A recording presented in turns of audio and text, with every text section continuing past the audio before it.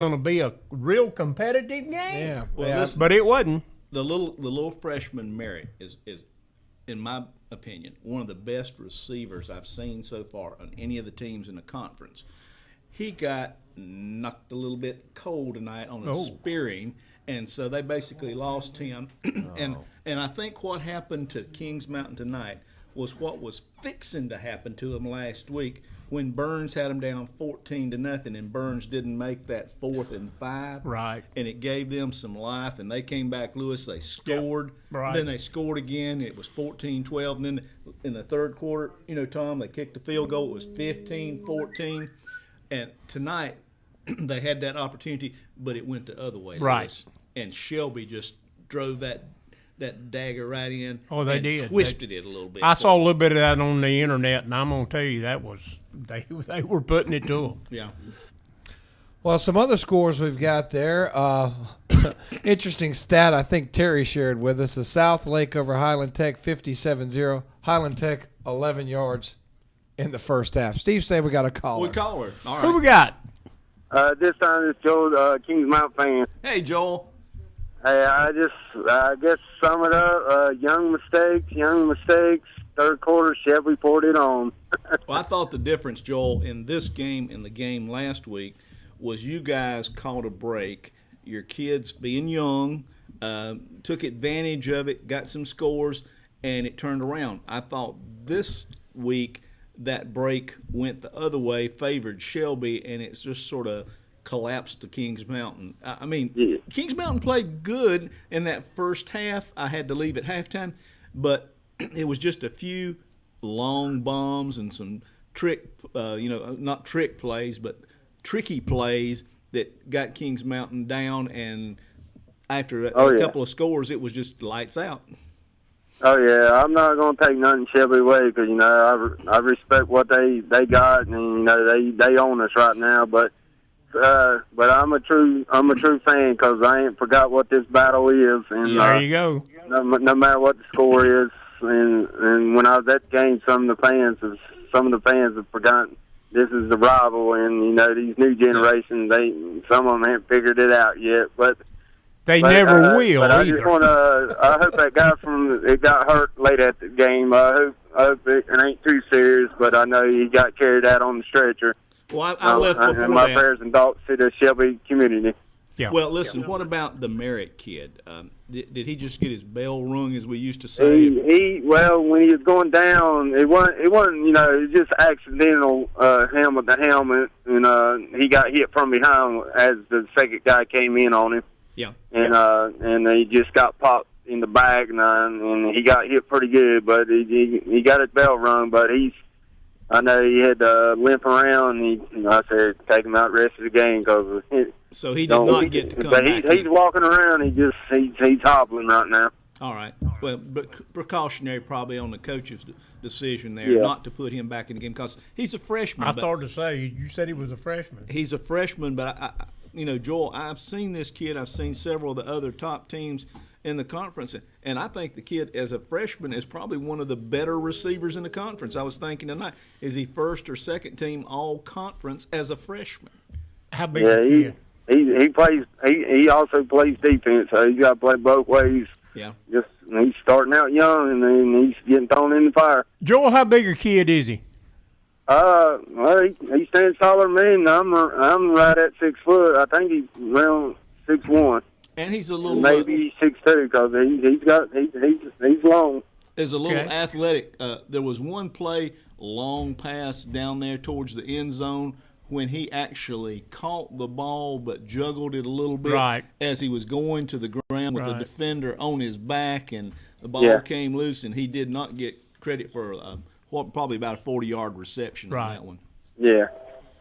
And he's just a freshman. Yep, freshman. Y'all have a good weekend, and I don't want to hold up the phone. Thank you, Joel. Thank you, Joel, and go play some rugby or something. I'll tell you what. You're a real fan if your team gets beat 49-0 and you still call in. Amen. Well, that's a real fan there. Joel's been calling in for some time. He's actually a Facebook friend of mine, and he's a rugby player, plays down in Charlotte. And Tom, you'd appreciate that. Yeah. What you got? Joel goes back in the 90s. Yeah. calling here. Oh, he called us. Yeah. Yeah. So Joel goes way back. Yeah. Joel out there, we appreciate it. We know that you're not going to hide in some closet somewhere when your team gets beat. You know, you got to have a little pride. And Absolutely. Need a few more fans like Joel out there. So, Absolutely. Joel, we appreciate it. Some other scores. Thomas Jefferson versus Rayburn Gap. I'm looking at Steve. Rayburn Gap, I have no idea. I'm just guessing it's in the mountains. I do. I can tell you about Rayburn Gap. All right, Lewis. I taught in Towns County, Georgia, the first year I taught, and that's 25 or 30 miles from Rayburn Gap. Okay. Have you ever heard of the Firefox book series? Yeah, I have. Well, that's where it comes from. Rayburn Gap is a boarding school up there in the mountains near Clayton, Georgia. And it's they developed that Firefox series. They teach crafts, folk arts, and that kind of stuff. Yeah. So, okay. Well, Yeah. Thomas Jefferson gets on the bus and ride. That's a pretty good ride from Oh, Forest that's City. a good ride. I think it was at Thomas Jefferson. Okay. Yeah, so but it was. okay. Good so ride it's for at them. Thomas Jefferson. And All right. So I'm they're- not sure. I think they play their games at Thomas Jefferson now. They finally got some lights and some bleachers. It was at Thomas. Terry's telling us that at Thomas Jefferson. So they're a winner. Newton Conover, a big winner over West Caldwell, 47-7. A lot of blowouts tonight, guys. My guys down there at North Lincoln, my buddy David Minnick down there coaching. David, sorry, I'm looking at the score here. South Iredell thumps them 48-0. Well, South Iredell's tough. The South Iredell's tough, and I was getting a little history on the North Lincoln program. When Matt Beam was there, Lewis, he told me that North Lincoln made third round of the playoffs that year. They were a 9-1 football team and went Yes. and went 3 rounds. So Yes. there's a little history of North Lincoln of having some success. But I'll they tell had a you tough what, time tonight. he is I could see then he was a coach. He did a great job. Yeah, What if you got, Steve? We have got a phone. Here we go. call. Who we got? Hello? Hello. Hello, who we got? Hey, this is Terry. I'm coming from the Shelby game. Go ahead, talk to us. Yeah, I just wanted to say it was a lopsided score, but Shelby, I believe, being the 6th game of the season, they're starting to come around, and this game tonight, they just played a complete game. I mean, really and truthfully, in my opinion, Shelby should be undefeated, but they kind of had some bad luck in the AC Reynolds game and in the South Point game. I think we just kind of run out of gas, but they put together a complete game from start to finish. The offense looked good, defense, special team, just completely all around good game, and that's why the score ended up like it was. Yeah. I left when it was 35-0, and my thoughts when I got in my car was, I can't wait for the Shelby Burns game because that's going to be a shootout. My wife went to Kings Mountain, and I'm a big Shelby guy, and she's like, and she had to work, she didn't get to come, and I was texting her, sending her score, and when I told her it was 42-0, she said, "You're kidding, really?" and then I told her, "No, really," and she said, "Well, just wait till Burns, because that's where my kids went to school at." So, and all I said back to her was, "Okay," So I think that's kind of the sentiment amongst all Shelby fans. They know that's probably going to be the game of the year there. Where's that going to be played? It's probably going to be the winner of that game will probably be conference champion. Where's it going to be played, Burns or Shelby? It's at Shelby. Okay. Yeah, I'm thinking that's one of them deals. I'm not sure, but when they changed the conference around, I think it's one of them things when we played at home 2 years in a row. But I'm not exactly sure on that. So I think you're boldly predicting that the Crest Chargers will be left out of any kind of conference implications there. What do you think about that? What's that? You said it'd be come down between Burns and Shelby. You don't think that Yeah, Crest is going to have anything to say about that? I just think that Shelby and Burns both will, just my opinion, of course, will both beat Crest. So, I mean, Crest will probably end up getting, I guess, maybe a number 2 seed in the 3A part of it. Well, actually, they probably will get the number 1 seed for the big 3A. Yeah. And Burns will get the number 1 seed for the little 3A. And Shelby will get the number 1 seed for the big 2A. Right. And then it sort of goes from there. But that game is at Shelby.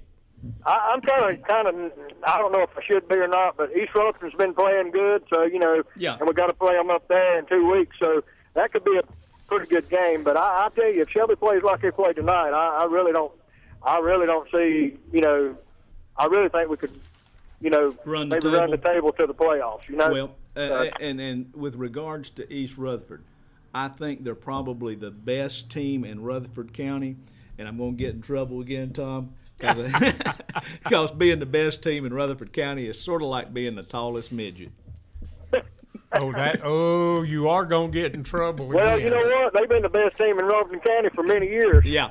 Send those cards and letters and care of Steve Roberts at WOHS. But I'm sure the Thomas Jefferson folks might make an argument for they're the best team in Rutherford County.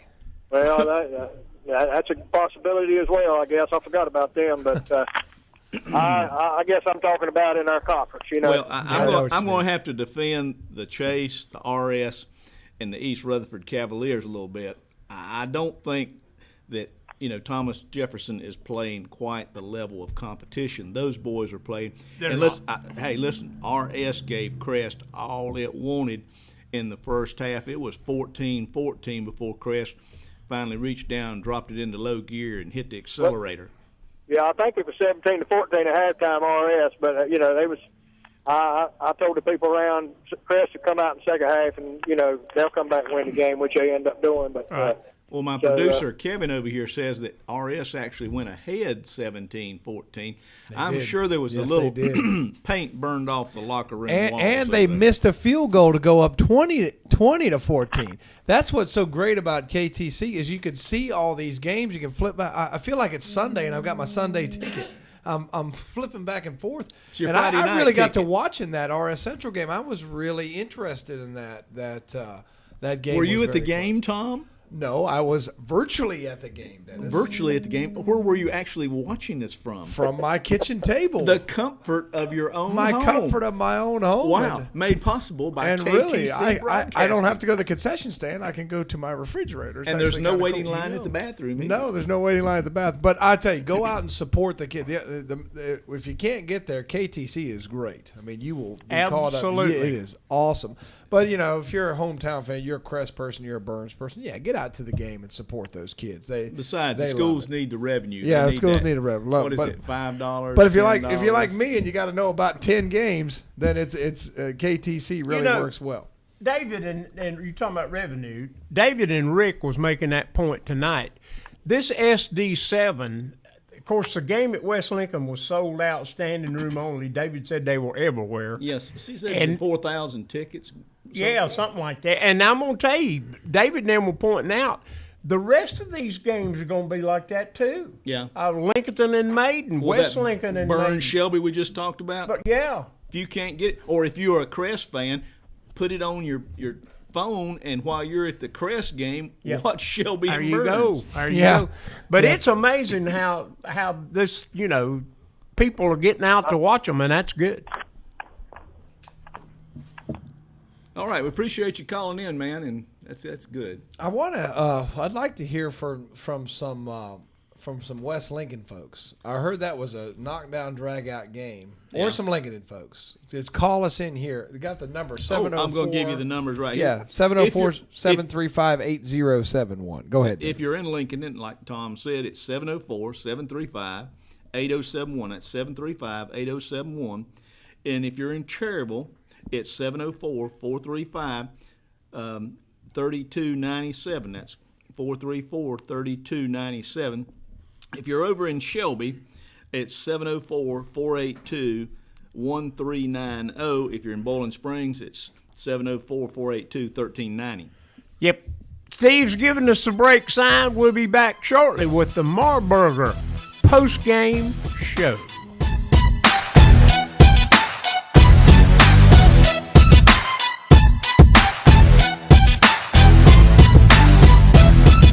Chrysler, Jeep, Dodge, Ram, Nissan. Those are the powerhouse of vehicles you'll find at Marburger in Shelby. Plus quality pre-owned cars, trucks, vans, and SUVs. And of course, a service department that is second to no one. So when you're in need of another vehicle, see the friendly staff at Marburger. Marburger, Chrysler, Jeep, Dodge, Ram, Nissan. 1310 East Dixon Boulevard in Shelby. Proud supporters of our local school athletic teams. Enloe Mortuary is in its 90th year providing sympathetic, efficient services to the families of the Shelby area. Enloe's is committed to these families to make sure their arrangements are handled in the most professional, caring way. The folks at Enloe's believe the quality of their service, personal touch, and the little things they do add up to the family's satisfaction. Enloe's staff is available anytime to assist you in any way they can. Enloe Mortuary, 231 North Lafayette Street in Shelby. Experience, quality, and guaranteed service. That's what you get from Shelby Transmission Specialists. They do straight drives and automatic transmissions. They can repair and rebuild transmissions and sell parts as well. So if you're having trouble with your transmission, see the experts, Hal Hambrick, Lyle Reynolds, and Jimmy Stepp at Shelby Transmission Specialist, 734 Nally Drive, just off Highway 226 North, Shelby. Call 704-482-8756. Former club members Denzel Washington and Jennifer Lopez for the Boys and Girls Clubs. Every child follows a path in life. For many, that path will lead them to a door that gives them a place to grow, to learn, to belong, a place to forge their future. You can change a child's future. Support your local Boys and Girls Clubs. Great futures start here. You can open doors for children to have great futures at the Boys and Girls Club of Cleveland County. Visit us at 412 West Sumter Street or at greatfutures.org. Thomas & Howard Cash and Carry in Shelby has new owners, and so a name change. The H.T. Hackney Shelby Discount Center is your wholesale warehouse with no membership dues. You'll find great savings while buying in bulk for events such as church socials, reunions, and family gatherings. Cookout needs such as charcoal, hot dogs, hamburgers, whiting, and flounder. Plus, you'll find low prices on tobacco products. Thomas & Howard is now the Shelby Discount Center, 1620 South DeKalb Street in Shelby, next to Ken and Mary's. And now, scores from September the 27th. Parkwood defeated Cherryville 53-3. It was Walkertown over Community School of Davison 21-15. Thomas Jefferson defeated Rabun Gap out of Georgia 35-13. South Lake Christian had no trouble with Highland Tech 57-0. It was East Lincoln over Bandy's 55-26. It was Maiden going to 5-0 on the year with a 38-17 win over Bunker Hill. Lincoln goes to 3-2 on the year with a 21-13 win over West Lincoln. Newton Conover bounces back with a 47-7 win over West Caldwell. It was Burns going to 6-0 on the year with a 55-7 win over East Burke. Crest defeats RS Central 33-17. R.J. George goes 9 out of 14, 245 yards and 4 touchdowns as Shelby defeats Kings Mountain 49-0. Chase defeats Drone 13-7. It was South Point 6-0 on the year with a 56-7 win over East Gaston. North Gaston snaps a 25-game losing streak in a conference as they defeat Hunter Huss 28-20. It was Forest View over Lake Norman Charter 63-7. Ashbrook over Culberson 33-0. It was Freedom over Fred T. Ford 65-14. Hickory defeats Patton 47-10, Patton's first loss of the year. Watauga goes to 5-0 with a 42-21 win over St. Stephen's, and High Brighton leading late in the game 34-12 over South Caldwell. And South Iredell defeats North Lincoln 48-0. And now back to the guys in the studio. Welcome back to the Marburger Powerhouse postgame show. Got some folks calling and texting me here. Got my sister who was at the Kings Mountain Shelby game. Her husband, Steve Gold, helps out with the chains on Saturday nights. Die-hard fan there, Steve Gold. And your niece. And my niece is a Shelby middle school Blue Devils cheerleader. That means she has to cheer for Steve DeGree's team. She has to cheer for Steve DeGree's team. So, but your sister is a Crest would graduate. would like to hear from Gina if she could call in. Got John. I'm telling you, my friend John in West Lincoln, he is so mad about what happened. So I wish he'd call in. And now Steve's telling me we do have an actual real caller. Yep. If we can go to that caller. Caller, go ahead. You're on the air. Yeah, this is Scott Cloniker from Lincoln, and I'm Hey, Coach, how you doing? I'm doing good, Lewis. Coach Cloninger, can I ask you one quick question? Yeah. There seems to be an argument about an extra point. Okay, do you know what these fans are talking about, or are they just crazy? Yeah, they're calling it a hurdle over a player. My man just jumped the gap. So they blocked it. Hurdle player, he just jumped through the gap. So was it wasn't a penalty, was it?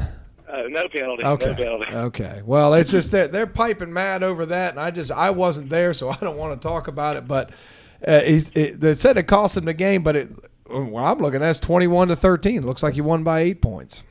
Well, that would have tied the game up at 14-14, but we went down after that and took the ball 80 yards and scored with about 28 seconds to go in the game to make it 21-13. That's good. How I got a question. I noticed the other day when I watched you was moving. I can't think of his name. Darian around a little bit. Are you going to play him at different positions, or? Well, we played him mostly at he plays defensive end. He plays linebacker on defense. On offense, we've he's been playing tight end.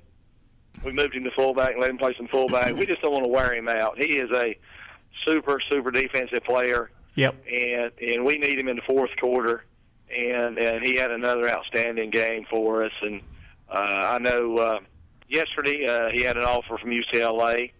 So he's getting offers from everywhere in the country, and he's very deserving. Well, rumor has it there was a white helicopter appeared over at your game a few weeks ago, and the coach from the Tar Heels may have appeared.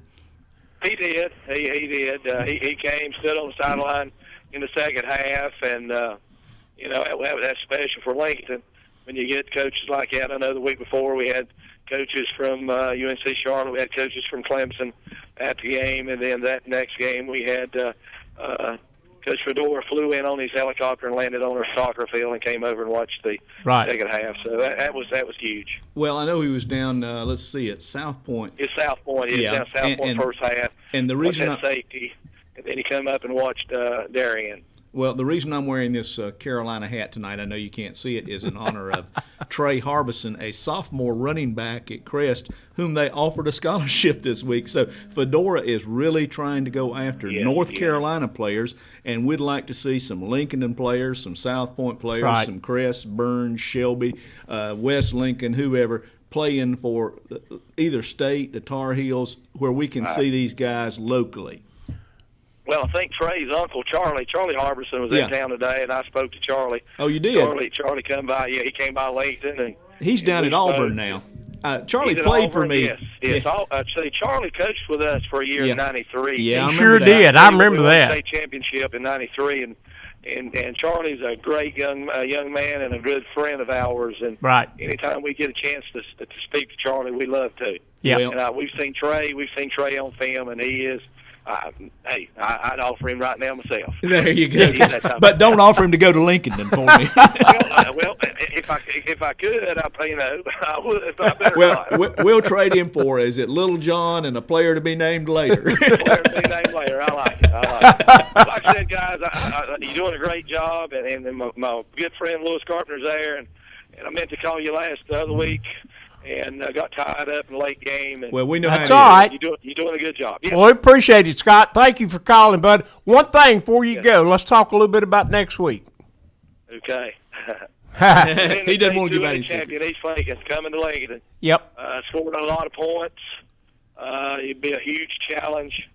They've been running through everybody other than that Forest View crowd. Right. Forest View's got to be one of the better 3A teams in the state. Yep. So, it's going to be a huge challenge. I expect a crowd very similar to what we saw at West Lincoln tonight. Yeah. Forest View tonight is going to bring a ton of people, and we're going to have a ton of people. And this conference is a great conference, and you better show up every week to play. Oh, I know. Yeah, that's a fact. Yeah, Forest View won big tonight over Lake Norman Charter, 63 to something. Yeah, and of course Coach that's all where North Caston's still winning, so that's good for them boys down there. Yeah, 28-20. Yeah. Yep. Well, Coach, thank you for calling, and hope to talk to you again next week. Okay. Good talking to you, man. Good talking to you too, Louis. Yeah, thank you, Scott. Thanks, Coach. Bye-bye. All right, we appreciate when you coaches take time to call in because Absolutely. we know what it is following the game. If you win, you got a whole bunch of celebrating going on, and you don't have time. But if you lose, I know it's tough to call in.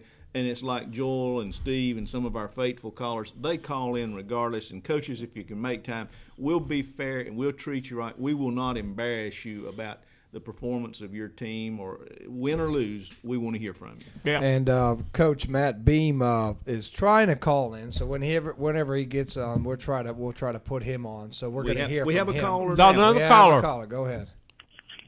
Steve Degree. Hey, I knew you might call tonight, Steve. Now lay it on me. 49-0.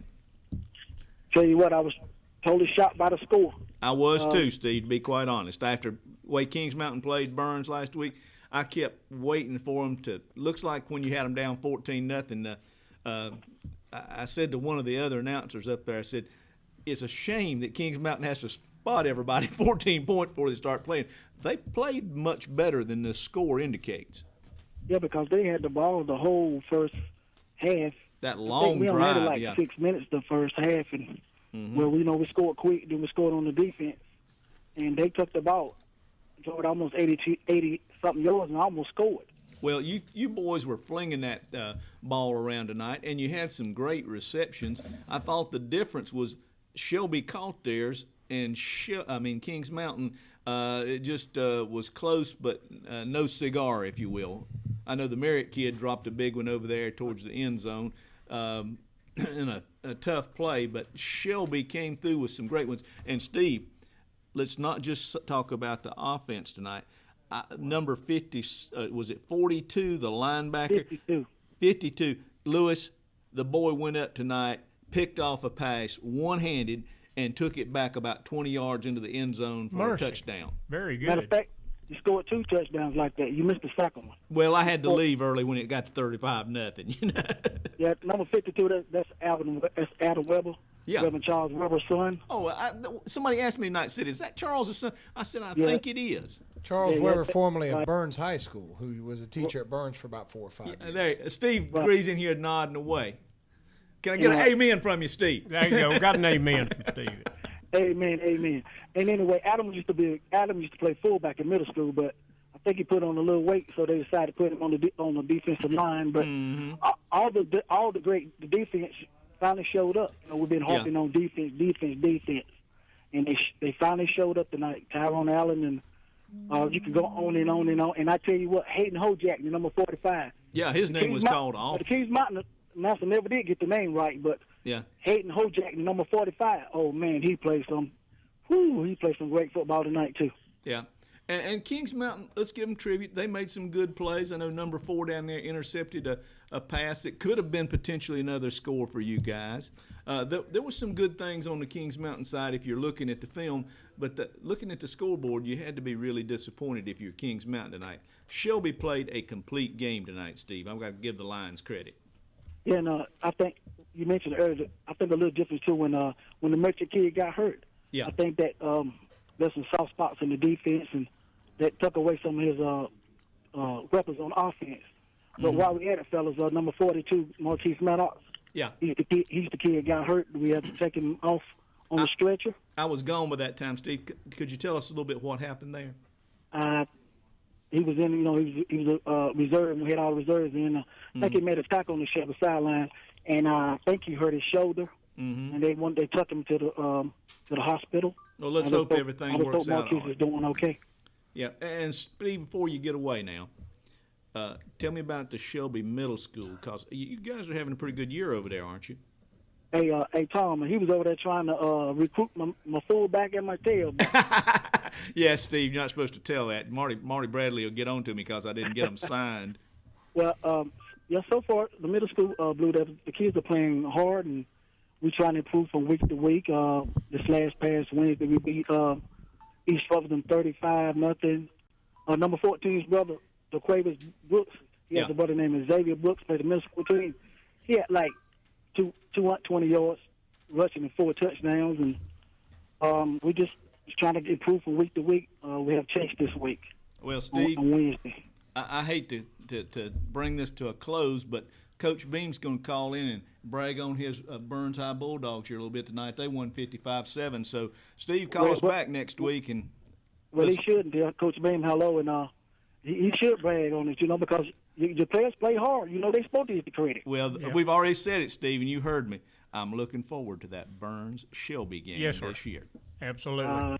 We got more than games first. I know. Take them one at a time. Yeah. All right, Steve. Thank you for calling, man. Thank you. All right. Steve, you got Coach Beam ready for us? All right. Hey, I got you guys. Hey, Coach Beam, I just want to pick on him a little bit. Said Lewis last week when we were calling him, he said his brain hurt after that game, so he couldn't call. Oh, your brain hurt. Okay. Brain hurt. And I think a game like that, we're going to be a little. Was that a helmet-to-helmet coach? Or yeah. Hey, I think I had a concussion. They just set me out. I called him, left him a message, Tom, during the show, and he called me back at 12:30. Yeah, sure did. I figured he was. He might ought to set out a week, Lewis. Maybe. Yeah. Well, Coach, I was watching virtually tonight on KTC and saw that it looked like you guys had no problem moving the ball. I saw the one interception late in the second half. That's the only way. It looked like you just stopped yourself on that drive. But it looked like everything was clicking tonight. Yeah, I mean they pretty much did everything that we saw them do on film and stayed in that, and we just thought we could attack the edges. I think they decided they were going to put 7 in the box, top Tylen, and Chris really answered the bell. I think Chris had taken some heat, some criticism last week for throwing it or maybe not throwing it when he should have, and we worked on that, and Chris did an outstanding job. I mean, fabulous job. I don't know what his completion percentage was, but it was fabulous. He had one bad read on a smash route. He should have thrown it to the stop, but other than that, I mean, he put the ball where it was supposed to be, and it took a lot of pressure off of Tylen inside, and then Tylen was able to, man, he was awesome. He was a beast tonight. I tell you what, he ran as hard as I've seen a kid run. It kind of reminded me of Darius Ramsey tonight, and he just keeps getting better and better. I don't know how many times he scored, but he really, really played well. And that's putting him in good company when you start comparing him to Darius Ramsey. He's up there playing in Western Carolina, and I'll tell you what, he might have been 5'6" and 160 pounds or so, but he'd knock your head off and run about as hard as anybody I'd ever seen. Yeah. So, I mean, that's putting him in good company. Like I said, it looks like the defensive side of the ball also did well. Want to give a shout out to your defensive coaches who I say I don't get many love on the radio, Matt, but tell us a little bit about the other side of the ball. Oh, well, everything starts up front with us, and those guys, those cats we got up front are they're just big and hard to move, Tom, with Sedarius Byers weighing in about 330, and he's able to move. It's not a fat 330. It's an athletic 330. He just creates so much problem for nose guards for centers. And then you got an all-state defensive lineman at Josh Ramshorn, and, Kevin Tom's a senior who played, last year in the playoff game when DeMarion dislocated his elbow. So those three have a lot of experience. And then, just sitting right behind them is a linebacker that maybe don't get the credit he deserves, but DeMonte Hall is an animal. And you've talked a lot about him. He flies around. A Division I prospect. Yeah. Oh, no doubt about that. No doubt about that. So, and then the secondary played really well. Jalen Hill come up with an interception, and then our other corner, Javonte Craig, causes a fumble, forced fumble. So we really, we played good there, and I was just, I was pleased with the overall. We stayed in the game. Once we got up, we just, we talked about this week. Maybe we probably should have stepped on Kings Mountain and made it 28-0, and we didn't do that, and that was our own fault. And so this week we made sure that we're going to score points and continue to score points and play good defense, so we can win the game. Well, I know maybe you weren't listening last week, but I said I don't think I want to be at Matt Bean's practice this Monday. So I'm sure. I go back. I went back. We're gonna watch the film here when we get off the bus, and I was not disappointed in our play. I thought our play last week was pretty good, and credit to Kings Mountain. I think they play with a lot of heart and a lot of energy, and they really, it has kind of transformed here, Tom, and you and I talked about it before. You know, when I came here 5 years ago, we're coming off a 1-10 season, and we're just trying to go up there and upset people. And now Burns gets everybody's best effort. I mean, it doesn't matter who it is. Absolutely. We feel like we're going to get their best effort because they can really be proud of something if they beat us, knock us off. So, Coach, you know, we like that. You know, we love carrying that banner, and so, you know, we'll just keep working hard and continuing to get better every week. Coach, I'm going to offer you a little old advice from a little old coach here. I noticed the week before you play Shelby, you're open. May I suggest that you look at some film, because we think that's going to be the gunfight at the OK Corral from what we saw Shelby tonight. I hope your defensive secondary is in shape and well rested, because Shelby was flinging it tonight. Air Ware was on the attack. They had it 49-0 over a team last week, and you know how good Kings Mountain was against you guys. So we think that's going to be a real shootout, but I know you and your staff will come up with a great game plan to try to hold like them I said, down. they're going to have to block our kids up front, you know, and sometimes those balls get a little wide, and that quarterback might rush a couple things when those big cats get around him. If you know what I'm talking about. Oh yes. And I saw Shelby tonight. And I can guarantee you that we're going to dial up pressure to put a hat on him. Yeah, and as far as your guys, they're quite mobile. I did see some good hitting and really some interceptions and some things from the Shelby linebackers tonight. So you'll see all that in the game plan. I don't need to tell you how to run your team, but just say everybody. I'll be honest with you. I don't really want to talk about Shelby right now. I've got East Rutherford. They're 2-0. They're right there, you know, right where, you know, we got them this week. I got to get about that East Rutherford game first and play well against them, because, you know, I'll be honest with you, I watch them. They're very athletic and very talented, especially the skill people. So we're going to have to focus in, and I'm going to have to get my kids to focus in. And we don't even talk about that other team down the road. We're going to focus on East Rutherford and worry about them. And then in 2 or 3 weeks, I promise you we're going to show up down there. Well, some of these teams, Coach, the challenge for you and your staff is not to get them to play to the level of their competition, but to play to the level that they should be playing at. A quick question. Yeah, we you know, that's probably one of the toughest things as a coach is, you know, I mean, the kids, like I said a couple weeks ago, you know, kids read that media and they read the newspaper, and, you know, people say we should win by this much, and, you know, I mean, that's just crazy talk.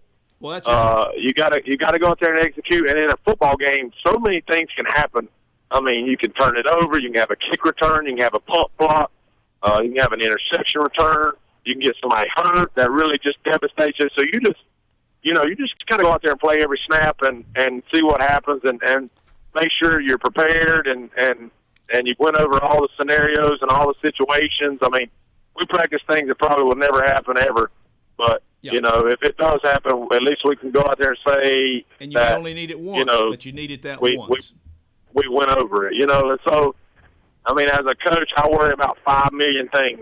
And one thing is playing down to the level of our competition. And I know that we certainly did not do that tonight. And I'm not going to say that we even did that last week. I think Kings Mountain's a pretty good team. And, you know, with what happened tonight with Shelby, they must be a good team also. I have not seen them both.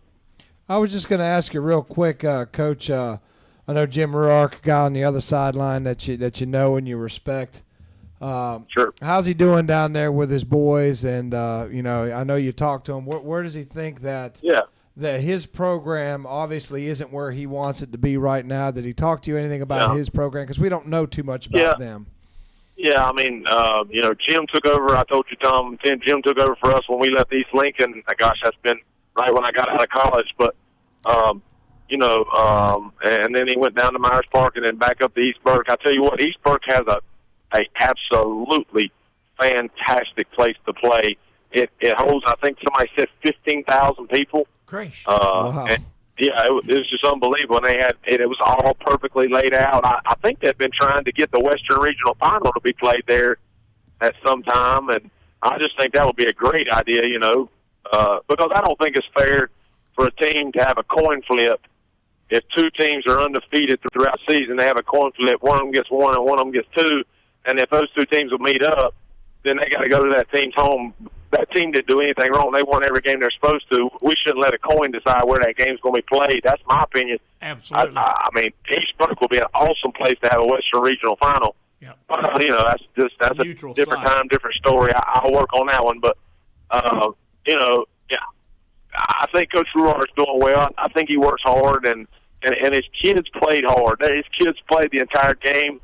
They didn't hang their heads. There was easily, they could easily put their head down, and it would got worse.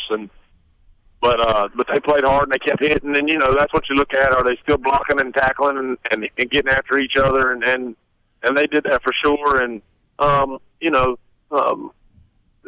no disrespect to his team, but they just might not have the type of athletes that they play tonight, and I know that, and Coach Ruart knows that, and but he's going to work hard with the kids that he has. I mean, hey guys, high school sports, you don't get to recruit kids legally. Nope. And so, I'm glad you put in there legally. There's no recruiting in high school. Never mind. Wait a minute. It depends on if you're one of those special public schools. But anyway, Matt. Well, I'm not going to get into that. You've done third rail. You're doing a great job down there, and I appreciate you calling in. And I know that we'll talk more this week at work. Tom, real quick, I'd like the radio community to our group is a very spiritual group, and when we were going to pregame meal today, our athletic director and defensive coordinator, Darren Ponder, got a phone call that his father had passed away up in Asheville, and so Darren was not with us tonight. But I'd like for the radio community, to keep him in his thoughts and prayers. I mean, there's not a finer human being than Darren Ponder. I mean, I'm just blessed to be around him every day, and he is just a fantastic person, a fantastic father, and our kids just absolutely respect him so much. He's kind of the good cop when I'm the one that's flipping out and having aneurysms. He's the one that's calm telling the kids, no, Coach Beam doesn't hate you. So, but he's a great person, and I just hate to hear that. And his father was found, he had passed away in his sleep during an afternoon nap. And we just found out about that right when we went to pregame meal. So, Darren, we sent Darren on to Asheville to be with his family, and that's where he needs to be. And absolutely. And I just want everybody to say a prayer for him and keep him in his thoughts. Yeah, he's absolutely everything Matt said about him. He's an absolutely great guy. Absolutely great little family. His wife works there. He's got 3 great kids. Our thoughts and prayers go out to him and his family tonight. And, Matt, we appreciate you letting everybody know so they can send their respects when it's appropriate. Thank you, Matt. Thank you, Matt. Hey, guys. Hey, I appreciate what y'all do.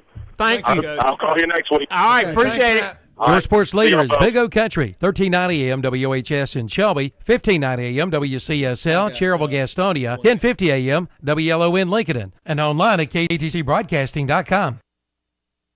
Chrysler, Jeep, Dodge, Ram, Nissan. Those are the powerhouse of vehicles you'll find at Marburger in Shelby. Plus quality pre-owned cars, trucks, vans, and SUVs. And of course, a service department that is second to no one. So when you're in need of another vehicle, see the friendly staff at Marburger. Marburger, Chrysler, Jeep, Dodge, Ram, Nissan. 1310 East Dixon Boulevard in Shelby. Proud supporters of our local school athletic teams. Hi, this is Woody Durham for Doctors Doug Stroud, Jim Wilson, and Craig Thompson at Family Dental Care in Shelby. No matter the age, kids, teenagers, and adults, Dr. Stroud, Wilson, and Thompson will take care of your dental needs. They have over 50 years' experience serving the people of Cleveland County. Call 704-482-3281 for Family Dental Care at 416 West Warren Street in Shelby. That's Doctors Doug Stroud, Jim Wilson, and Craig Thompson. Kids love them, and you will too. The big three are ready for flu season. Come get your flu shots now at Medical Center Pharmacy in Cherryville, Falston Pharmacy in Falston, and Allen Drug in Stanley. They're your hometown pharmacy with no appointment necessary. So hurry in now and get ready for flu season. Get your flu shots now at Medical Center Pharmacy, 607 East Academy Street, Cherryville, the Falston Pharmacy, Highway 18 North in Falston, and Allen Drug Store on Main Street in Stanley, just below the Woodshed. Hi, this is Woody Durham for Doctors Doug Stroud, Jim Wilson, and Craig Thompson at Family Dental Care in Shelby. No matter the age, kids, teenagers, and adults, Dr. Stroud, Wilson, and Thompson will take care of your dental needs. They have over 50 years' experience serving the people of Cleveland County.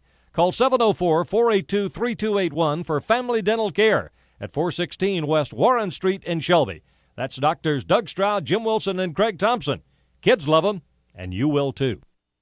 Since 1919, yes, 1919, Griffin Drug Store in downtown Kings Mountain has been serving the people of the Kings Mountain area with the finest in prescription service. And be sure to come in and ask about the 10% senior citizen discount.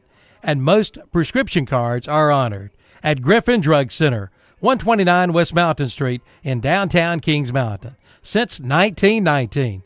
Open 9 to 6 Monday through Friday, 9 to 12 on Saturday. That's Griffin Drug Center in Kings Mountain. It's the refrigerator of steel, stainless steel that is, from Hendrick Appliance in Shelby, Gastonia, and Lincolnton. Come in now and see the new stainless steel kitchen appliances at Hendrick Appliance, including an over-the-range microwave oven, an electric range, a dishwasher, and a big 26 cubic foot side-by-side refrigerator. And now save $500 with 12-month special financing that's now available. Visit your nearest Hendrick Appliance, 1241 East Dixon Boulevard in Shelby, 4027 East Franklin Boulevard in Gastonia, and in the Carolina Shopping Center in Boger City. And now scores from around the area. Parkwood defeated Cherryville tonight 53-3.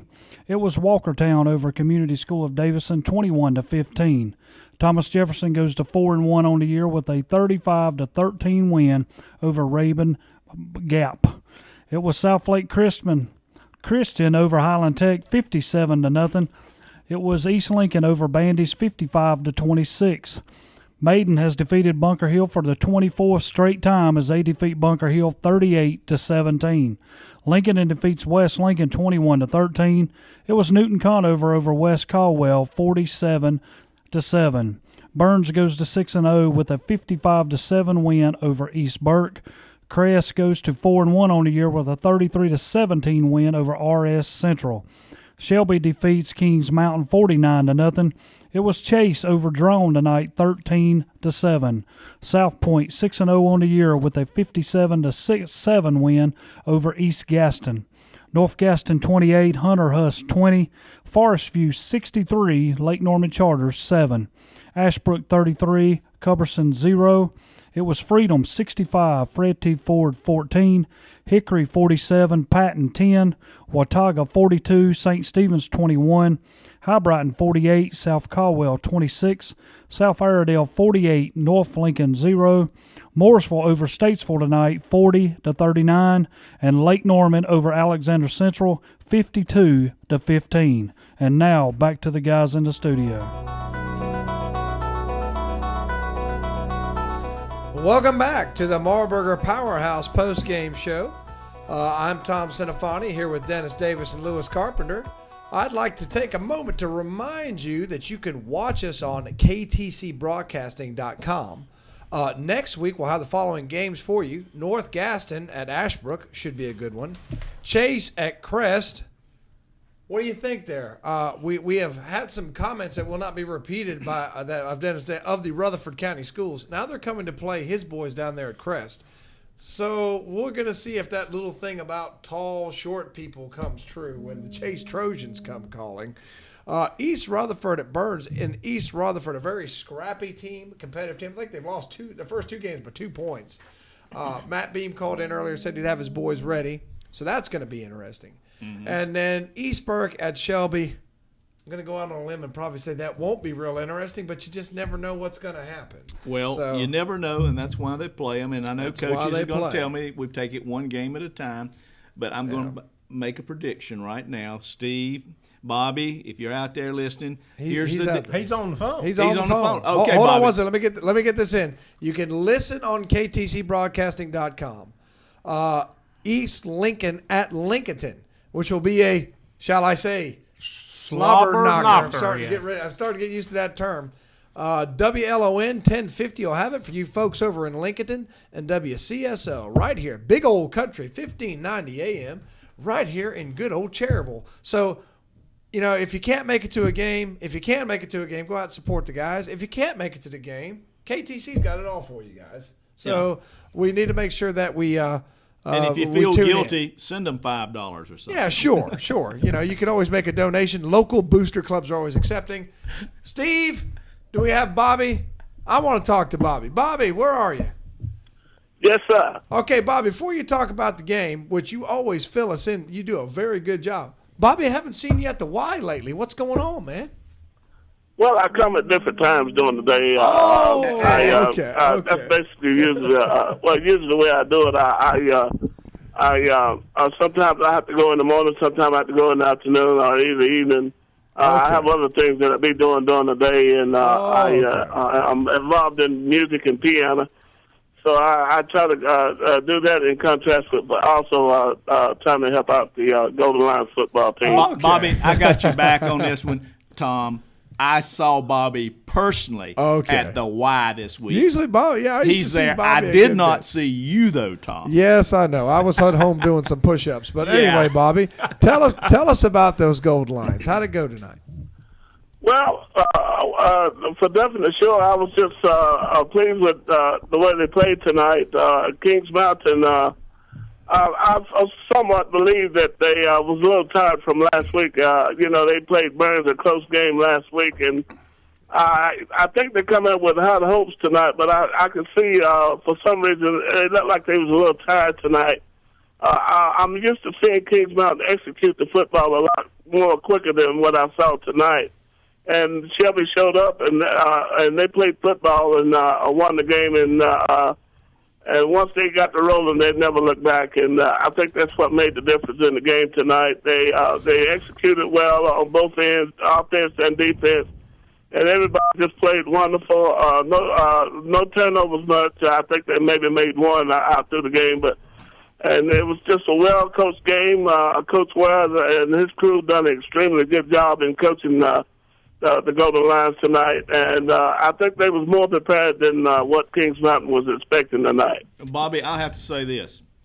I think if the Shelby Golden Lions, and of course Coach Ware's staff, watched the Burns Kings Mountain game on film this week, they probably put the fear of God in the Shelby Golden Lions, because Kings Mountain played a whale of a game last week, and because of that, I think the Shelby boys practiced probably very well this week, and we're ready to go from the moment the ball was kicked off. You saw both sides of the ball, Bobby, perform very well tonight for the Shelby Golden Lions. Yes, you're right. And as I said earlier, they played Kings Mountain, they played Burns on last week, a real good game. I was really shocked that they come as close to Burns as they did. But I think Kings Mountain, they was come in with high hopes tonight, and I was looking for Kings Mountain to play a much better game against Shelby since they played so well against the Burns Bulldogs, and evidently the Golden Lions just come out fired up tonight, and they was ready to play football, and that's what made the difference in the game tonight. Bobby, one thing I see a lot about high school teams is sometimes they will execute very well, and sometimes they'll get a little slack, and they don't know when to put that killer instinct to work. And what I saw tonight, and I'm going to let the cat out of the bag, the Golden Lions were hungry tonight, and they showed that killer instinct, not just for a quarter, but for 4 quarters.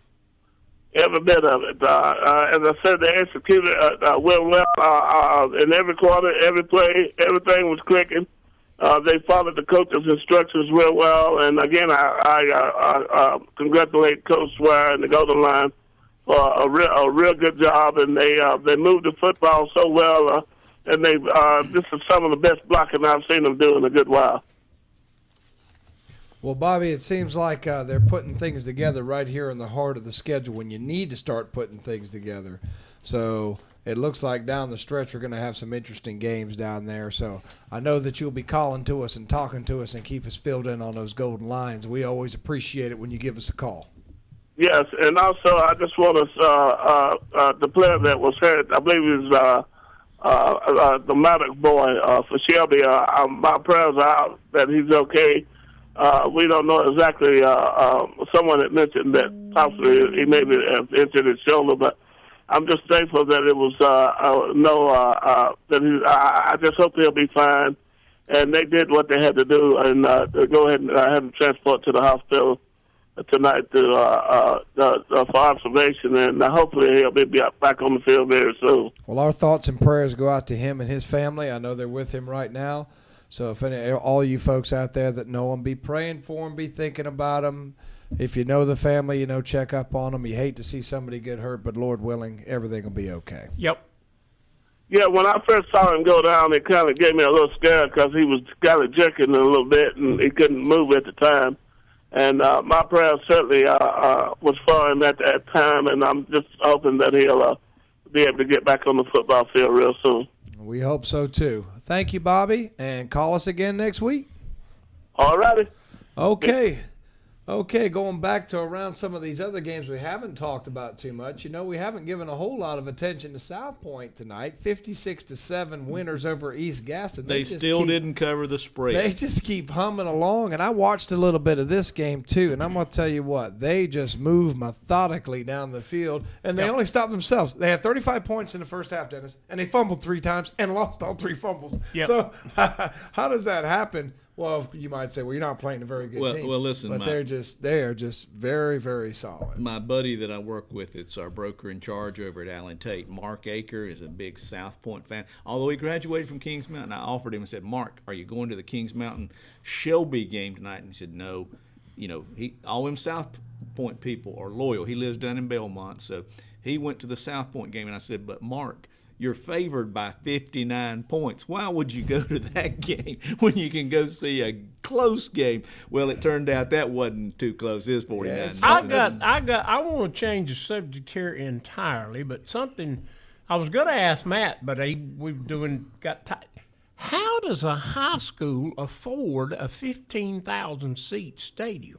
In Burke County, Lewis, I don't know what it is. Have you ever been to Freedom? No. Freedom, it's better than some college stadiums, small college stadiums. I don't know who comes to their games, but they have seating for thousands of people, 10,000 people. And Matt said 15,000. East Burke is a newer school, and so they built it. And so I don't know. I haven't been to Drone and Patton yet. If anybody's been there, they built those other schools in Burke County. Yeah. And I think originally East Burke and Freedom were both 4A schools. Right. And now Freedom is a small 3A school, and East Burke is a 2A school. Right. Well, we don't talk politics on here. So there was a little dispute on the school board up there, Lewis, between 2 members. I want the school over in my area. No, I want the school over in my area. So they ended up building 2 schools, and hence they didn't have enough students to make those 2 schools 4A. I got you. So they had to go 2A, and it really has hurt East Burke. It's hurt Freedom. It's hurt all 4 schools from what they used to. Yeah, and once you start doing that, you hear the train. I mean, it is. Yeah, we are here in Cherryville, live right here in Cherryville. It's Seaboard or Southern, Kevin? That's eastbound and down. Eastbound and down. Loaded up and trucking. Okay. When we see something like that happen, when you take a school down from 4A to 2A, I'm sorry, that just didn't make a whole lot of sense to me. That's a little train. You didn't ever the little engine it could. Yes, Dennis, we know. We read our little golden books just like you did when you were a kid, Dennis. If they can read about green eggs and ham on the Senate floor, we can talk about the little engine. I'm kind of partial to Spot myself. And freshman economics. C-Spot run. Okay. Go, believe Steve's taking a break here. We're going to take a break. We'll be back shortly with the Marburger post-game show.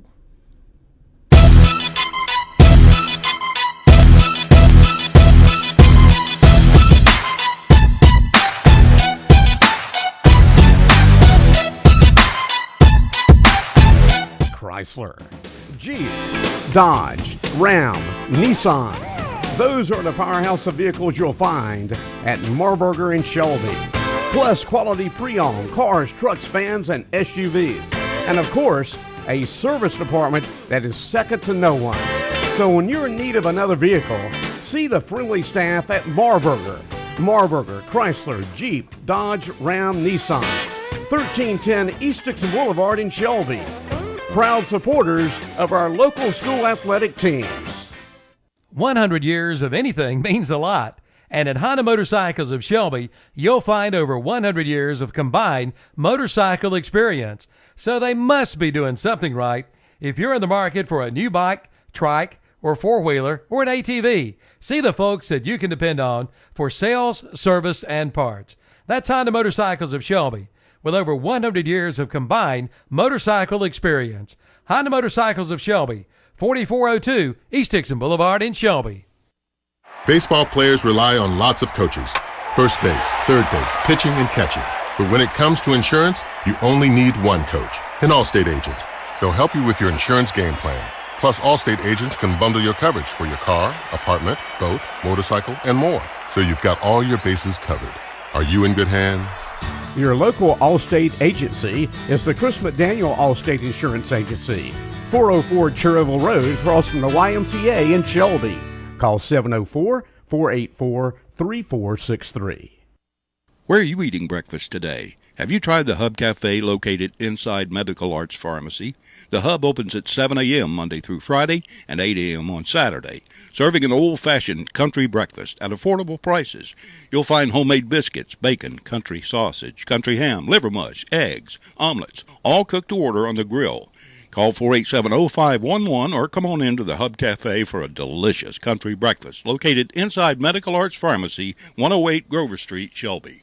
At McKinney Salinas Power Sports, service is a top priority. Their fully trained staff all ride the products they offer to ensure that you get the best service possible. They have an 18,000 square foot facility filled with a huge selection of motorcycles, four-wheelers, jet skis, and more. On the water, street, or off-road, they do it all. McKinney Salinas Power Sports is your officially licensed Suzuki, Honda, and Kawasaki dealer. 4804 Wilkinson Boulevard. Call 704-824-2787 or online at mscycles.com. Here's a special money-saving message from Putnam Distributors in Patterson Springs. If you use petroleum products, you should consider a generic brand. Major brands charge premium rates covering national advertising and promotions. Good generic brand packages their own products and meets manufacturer specifications, and they can sell at a lower price because of lower overhead. Our generic brands include Wolfhead, Coastal, AutoGuard, and Lubriguard. Buy these brands and you cut your costs. See Putnam Distributors, 1626 Peterson Drive, Patterson Springs. It's a World Series of savings at S&R Auto Sales in Shelby. Hurry in now for a great deal on your next vehicle with down payments as low as $699. Pick up this week's What's Up Shopper and take a look at their selection of vehicles. And be sure to try to answer their weekly sports trivia question for some free prizes. S&R Auto Sales, 417 South Post Road in Shelby, the home of the satisfied customer. Right now, during the Yamaha Perfect Choice Sales Event at Full Throttle Power Sports in Gastonia, it's the perfect time to get great low financing on all new Yamaha Wave Runners. From the race-ready FZR that reaches 30 miles per hour in under 2 seconds to the full-featured, comfortable and roomy FX Cruiser Show, the perfect Wave Runner is waiting for you. Hurry to Full Throttle Power Sports in Gastonia for a great low financing and choose your perfect Wave Runner. But don't wait, these offers end soon. Full Throttle Power Sports, exit 22 off I-85, Gastonia. And now scores from around the area. Parkwood defeated Cherryville tonight 53-3. It was Walkertown over Community School of Davison 21-15. Thomas Jefferson over Rabun Gap 35-13. South Lake Christian defeated Highland Tech 57-0. It was East Lincoln over Bandy's 55-26. It was Maiden over Bunker Hill 38-17. Lincolnton defeated West Lincoln 21-13. It was Newton Conover over West Caldwell 47-7. It was Burns over East Burke 55-7. Crest 33, RS Central 17. Shelby 49, Kings Mountain 0. Chase 13, Drone 7. South Point 56, East Gaston 7, North Gaston 28, Hunter Huss 20, Forest View 63, Lake Norman Charter 7, Ashbrook 33, Culberson 0. It was Freedom 65, Fred T. Ford 14, Hickory 47, Patton 10. It was Watauga over St. Stephen's 42-21. It was High Brighton over South Caldwell 48-26. South Iredale defeated North Lincoln 48-0. South Iredale's defense has only give up 27 points all year. It was Mooresville over Statesville 40-39, and Lake Norman defeated Alexander Central 52-15. And now back to the guys in the studio. Your sports leader is Big O Country, 1390 AM WOHS in Shelby, 1590 AM WCSL, Cherryville, Gastonia, 1050 AM WLON Lincolnton, and online at ktcbroadcasting.com.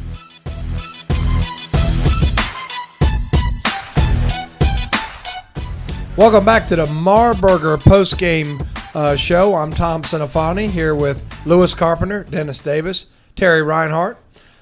Just in case you guys don't know what the show's about, Lewis just gave me a memo here that came from persons unknown. We do have scores. Terry, excellent job doing the scores. Recaps, I guess that's all of us. Right. Interviews. Wait a minute, isn't a recap like a used tire that's been... Yeah, we don't really conduct interviews, though. We let the coaches call, and they just kind of take over the show, which we have like. a call. He's got a call. Get the last part. They phone calls Get the after last we part. finish. General silliness, which is these two guys over here, okay? Caller, and Steve please. Roberts. I resemble that remark. Who we got? Jeff Miller, who covered the Forest View Lake Norman Charter game. All right. Jeff, it didn't sound like it was much of a game. 63-7 Forest View over Lake Norman. What happened? Forest View just, they exploded early on, and they capitalized on some turnovers from Lake Norman Charter, and it was like 28-0 at the end of the first quarter, and then Forest View kind of slowed down a little bit in the second quarter, and they started subbing in some players on defense. And, it was 35-7 at halftime, but it could have been 42-7. They were stopped short at, I'd say, the 9-yard line and, missed a field goal. And that's kind of how the half ended. And then Forest View got the ball back in the second half, and they just scored again, made it 43-7 after roughing the kicker call, and they opted to go for two instead. And they scored like two more touchdowns before the end of the third quarter. And at the fourth quarter, pretty much most of the starters, pretty much all the key starters rested. Yeah, it sounds like it was a real drubbing, and I'm sure they got a lot of the backup kids in there playing tonight. That game was at Forest View, I assume? Yes, sir. Okay, so it just didn't look like Lake Norman could match up athletically. Certainly couldn't stop you or score a lot of points on you. Tell us a little bit about their team. Lake Norman Charter. Oh, it was okay, so it was Lake Norman Charter. Yeah. Okay. Okay. Now that makes a lot more sense now. Okay. But go ahead and tell us a little bit about their team. Well, they're like they look like a heavy running team, but they're not afraid to pass it. That's in the second half. That's pretty much how they got most of their yards, was by passing them. They tried a lot of runs outside, and trickeration. If that's such a word, from the quarterback. The quarterback that acted like he had the ball a lot of times, but he'd already handed it off, but really wasn't fooling the Forest View defense. Doesn't sound like it. Certainly didn't sound like it that they fooled anybody. We know that that Forest View, any charter school, is going to have a hard time matching up athletically with anity in Gaston County. I like that word, trickeration. Trickeration I think that is a word that is invented by ESPN or the guys on ESPN. What's the guy's name? Reese Davis. I think he invented that word. I like that word, trickeration. And it's just stuck. But that's a conference? No, that's not a conference game. Yeah, that is a conference game, because the Big South 3A, 2A, and Hunter Huss and Lake Norman Charter are the 2A teams in that conference this year. Next year, Kramer will be the other 2A team, and a couple of different records were broken tonight. I don't think Forest View's ever scored on a 98-yard scoring drive like Mo Neal did at the end of the third quarter when they were backed up to the goal line. And that was after stopping Lake Norman Charter on 4th down. And then, of course, 63, that's the highest ever scored by the school. The previous one was 61 against Berry Academy in 2003. Well, if you're going to break the record books, when the charter schools come to town, that may be a good time to do it. So it doesn't surprise me that happened. They weren't really trying to either. I mean, like I said, they pulled all their key starters in the fourth quarter and can't really tell your backups not to go out there and play. No, you can't. They've got to go play. And in fact, I don't blame them one bit. And those kids that want to play on the bench, they want to play. You can't tell them, hey, go in and take it easy on these charter school boys. Do that. Nope, can't do it. They wouldn't do it for you. So absolutely. So you got to play hard. But we appreciate you calling in and talking. I know there's not too much to talk about in a 63-7 game like that, besides some records being next smashed. Week they got Bessemer That's what City. I was just getting ready to say. Bessemer City. We've got a Bessemer City club coming in. Well, you know what better way to bounce back from adversity from the week the Jaguars had? I mean, these kids really come together, in lieu of what took place this weekend. Got to give them a lot of credit too. Yeah, we know that they've had an issue with the coach, and we know that he was not able to coach this week. We're not really going to elaborate on any of that. I know the details come, but, our thoughts are with the program. We're glad the boys came together, and hopefully they get the ship righted and keep moving forward towards that playoff run, which we all here at the station expect Forest View to make a deep playoff run this Absolutely. year. All right, thank you, fellas. Thank you. Okay, Appreciate it. Appreciate you calling. Thank you. I remember when I broke some records one night, Tom. I think it was a Perry Como and a Frank Sinatra. I started to say you probably said on. I think I broke the record at Burns for most yellow cards for a coach in one season. But other than that, I don't have a whole lot of records. The only record you broke was the ones you said on. Oh, that was a yellow. No, Lewis. I dropped a few one time. A yellow card. They don't even know they're looking at. That's a soccer term. That's in that silly game where they don't tackle people. The silly, and they go, goal. No, it's goal. Dennis is such a global-minded person. The only reason you are so worldly, listen, Dennis. I know you speak 6 different languages and you've been to 50 different countries. Chabella, I was in Florence, Italy, Tom. They were having the World Cup across the street. I wouldn't even cross the street Dennis, to go to that That was game. Florence, South Carolina, on your way to the beach. Okay, Farinza, baby. Farinza, Chabella. This is the general silliness portion of the show. That's it. Banfanculo. You need to work on your Italian accent. See. Anyway, let's go back to the board here. Have your mom come over for supper some night and I'll work on my Italian accent. The next game, look, he's talking about my mother on the air. Hey, she's a great lady. Mom, if you're listening. Your dad is Italian, right? Deal with Dennis. Yeah, my dad is going to defend her honor next time he sees you, Dennis. I was not disparaging her honor. She's a great cook, Tom. Look at you. Vendetta's coming for Dennis. Kathy. If we can talk about another game we haven't Meanwhile, talked about. back at the ranch. East Lincoln over Bandy's 55-26 tonight. Haven't heard too much from those folks of what happened in that game. From what I understand, Bandy's a pretty good club. What do you guys think? That was a good ball game for a while. 21-19. Yes, 21-19 to half, and Bandy's was up. I mean, East Lincoln up only 2 at the half, and then they come out in the second half. I guess Chaz got excited. Well, a lot of games could be like that. The Crest RS Central game was a very similar ball game, very close. Mm-hmm. I did watch some of that because it was interesting. RS Central was up. Crest fumbled. RS Central took it deep into Crest territory. Came close to getting a first down, but and didn't get it. Then tried to kick a field goal and missed it.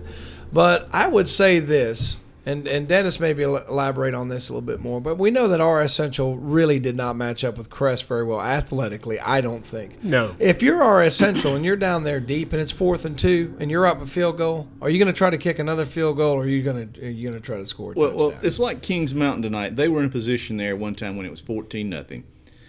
On 4th down, Lewis, they could have kicked a field goal. They were within easy range. They chose to try to go for it. and they didn't get it. And I think at that point it really turned on Kings Mountain because it gave Shelby the ball back and they continued to go down the field.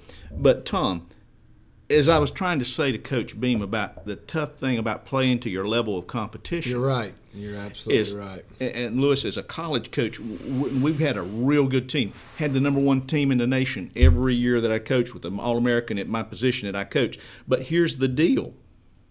It wasn't the tough games when you were facing an opponent of equal strength. Right. It was when you had some of those cupcakes and the guys were sort of, hey, Coach, we got this one in the bag. Right.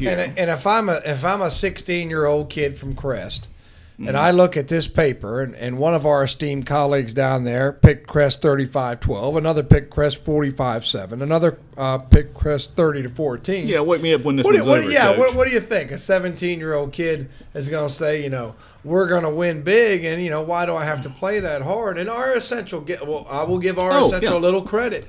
Their coaches had them ready to play. And they were hustling on and off that field, and they Coach played Cheek well. had a lot to go with. And it's like Coach Beam says, everybody's giving their best game to Burns. You're right. Well, with They do Crest it to Crest as reputation, well. hey, if you can knock off the Big C, you got a notch on your belt. Oh yeah. And that's definitely was on RS Central's mind, and they've had some tough years, but you got to give credit to those kids at RS Central that said, okay, Crest is coming in, we're going to get clobbered, let's lay down. They didn't do it. I'm telling you, those RS Central kids had a little spunk going.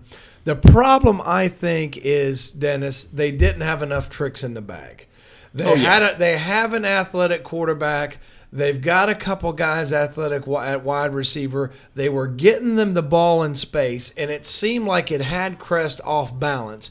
But then in that third quarter, it's like, okay, you boys have gone to the well too many times, and the well was dry, Dennis. Didn't I hear you say something about a screen pass? They were running some screen passes? They would the way they would like to run it is not like what I think the old screen pass back in the 80s. Back in the 80s, it seemed like you let everybody come forward and you throw it right there in the middle. Right. But now it seems like teams will put 2 or 3 wide receivers there, right, and one steps back and the other two are got a blocking scheme. Right. And it seems, okay, that's simple. It's more of a slot pass. But it's a different blocking scheme. If you watch that on film, those are more complicated plays than you think. Yeah. Like you can run 3 or 4 different plays from that, depending on who's getting the ball and the blocking scheme. That's where you get holding a lot too. Yeah, because if you get beat, if the guy gets behind you and he reads it, you will go out there and grab him. You're exactly right. But that really wasn't their problem, Lewis. I think it was that Crest was just more athletic, and once they start realizing what was coming, then RS Central's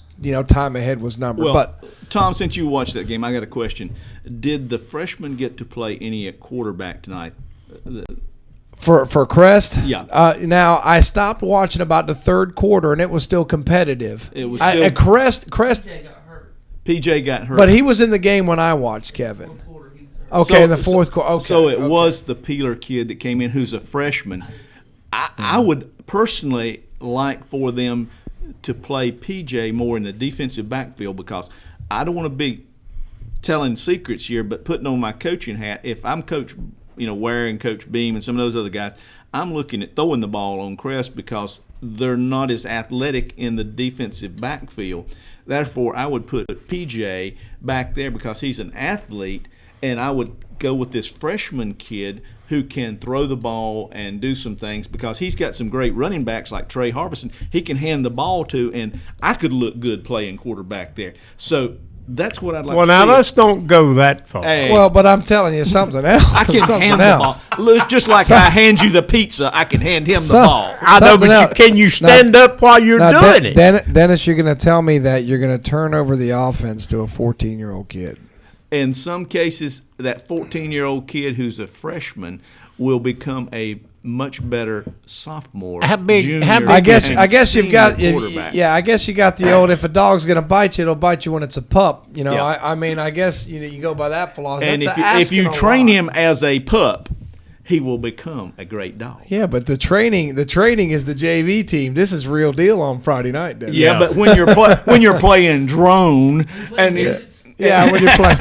All right, we're gonna send those cards and letters to Kevin Hastings in care of WHS. I'm a little scared to go to Rutherford County now, working with Dennis here. He's not been. They've already run me out of there. They've run him out of Rutherford County. So, But interesting game there, at least for a while. A lot of these other ones were pretty lopsided, like the Highland Tech South Lake game. Poor old Highland Tech, 11 yards in the first half. 11. And lucky to get it. Not 11 first downs, 11 yards. I mean, they're just having a tough time. You know, you was talking about that fourth and goal business. Yeah. West Lincoln did that to Lincolnton tonight and lost yardage. Yeah, they went fourth. That was in the first half, and they could have been 14-7. And that can be a crucial turning point I thought for it the was. team that doesn't make it, Lewis. I thought it was. Now, and we never heard from any Lincolnton or West Lincoln. Yeah, we did. Coach. Well, I mean, I'm talking about fans. Yeah. I wanted the fans' perspective. We got coach's perspective, but just basically. Well, we said could get Terry over here to talk about it. The kid made a great play on. Terry, you want to talk about Lincoln, West Lincoln, for us?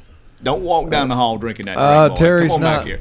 Terry's not coming back. But going back to the scoreboard, other lopsided: Ashbrook 33-0 over Cuthbertson. The Shelby 49-0. We had Parkwood over Cherryville 53-3. Ouch. So of course, like I said, man, Parkwood was pretty pumped up homecoming. That's probably about an hour and 40-minute ride for the Cherryville boys to go down there to Union County. Every bit of it. And Parkwood, of course, we don't know too much about them over here in the sticks. In Monroe, as they say down there. But, they got to have a pretty good team down there. Cherryville coming off a win and getting some momentum. And a lot of people will say, well, Cherryville's not that good. We've seen them play. They've got some players that can play a little bit. So Parkwood had to have a pretty good team. Steve's telling me I've got a caller. Go ahead, caller. Hello, Tom Centofanti. Hey. Ed, Lewis. How are you guys? Hey, guys. How you there? Sam Davis. Oh, who? Sam Davis. Oh, hey, Sam. I thought, okay. And glad to have you back this week, Sam. Heard you on the pregame show there. Nice to know things worked out for you. Missed you. Well, thank you very much, Dennis. Appreciate it. And Sam and I are not related, by the way. Just no, that's Sam's. just an old If he was, he wouldn't I've claim had you, for Dennis. years. Yeah. I mentioned it in the pregame show, and Steve Roberts gave me an odd look, as did Kevin Hastings. So, hey, listen, when I'm the one who taught you and Jeff Champion, I'm old and I'm in trouble. You taught Jeff Champion? Oh, yes. Oh, Lord. Yeah. Hey, you taught Calvin Hastings. Don't Well, say that's nothing. true. I did. hey, we're talking about 40 years of radio experience there with Jeff Champion, and What do both we go know, back Sam? to the mid-'70s and long time ago. Well, I went to the Crest game tonight. I You're have the one man question I've been you waiting guys for. Yeah. Before we talk about the Crest game. Yeah. Who ticked off all of these coaches tonight? Because I've never seen so many 50 and 60-point games. It's all about the ratings, Sam. You know what it's turned into. If you are the kind of gentleman coach, like Coach Barnes is, and you just sort of take a knee and you don't run up the score, then it hurts you in the ratings and the polls. And right now, all this fans want is, kill them, beat them 77. Tommy Knotts incarnate, That's what they want these days. I'll say this. I think a lot of teams are getting deeper, too, where that guy that's a second guy is almost as good as the first He's guy. hungry, too. So Right. when you put that kid in and he hasn't played all year and he wants to show the coach, hey, coach, I deserve some minutes, too, it's not like he's going to say, well, I feel sorry for these charter school boys, so I'm not going to score any more touchdowns. I don't blame him one bit for going in there and playing as hard as he can. Sam can relate to that with the Crest running backs. Hey, if you're the third or fourth running back and you're not getting that many carries and you get in, hey, you're probably as talented as some of those guys ahead of you, and so you're hungry. Yeah, and plus, absolutely. We saw a kid at Crest earlier this year, Caleb Strong. He's on JV now. In a scrimmage or the jamboree, I believe it was, both of our running backs were hurt. So they put Caleb in, and he did a great job against Northern Guilford as a sophomore JV player. Yeah, so these kids, when they get their chance, they want to show the coach they can play, and some do. And tonight, a lot of backups got a lot of playing time tonight. Well, that's what we were talking about early, Sam, developing some of these kids in some of these conference games where you're not tested as fully so that you will have that depth and you'll have that strength. And those kids will be able to come in, whether it's this year or next year, with some experience under their belt and know what they're facing once they get in there.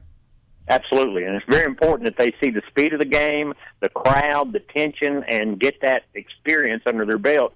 I believe, based on what I saw in the first half, Crest went into that RS game thinking that RS had had another thought coming for them. RS was ready. They played that wing key offense and was just running it down Crest's throat. The Crest defensive coordinator didn't have a clue until they went in at halftime, made some adjustments, and then from then on, Crest absolutely dominated the second half. Both sides. It looked like they liked to run that. I was talking with Lewis of that screen out to a wide receiver. It looked like they threw that pass a lot. Now, would that be Crest or RS? RS.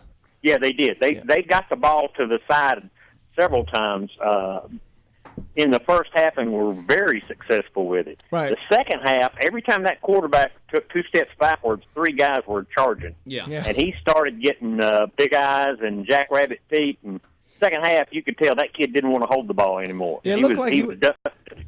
It looked like he was a pretty athletic kid, though, didn't you think? He was. Yeah, they had 2 or 3 really good skill players. Their offensive line was doing a great job in the first half. They mixed up their play calling very well and kept Crest off balance and moved the ball the whole first half. Crest jumped on them pretty early on the first drive, and it looked like, well, here we go. But RS responded, and Crest, after about the midway through the first quarter, it's like they didn't know what to do, and RS was just standing there every time Crest running backs got the ball. Stunned a but little as bit. I said, Crest made some adjustments and did their thing in the second half, and that's when the talent really started showing through. But RS made a really good showing for themselves in the first half. Well, Sam, I don't know if you're looking at the camera, but I've got on a Carolina hat tonight. It's sort of a tribute to Trey Harbison because UNC offered him this week as a sophomore. How did he do tonight? Trey scored 4 times, maybe 5. I missed the first touchdown. We were a little late getting into the stadium.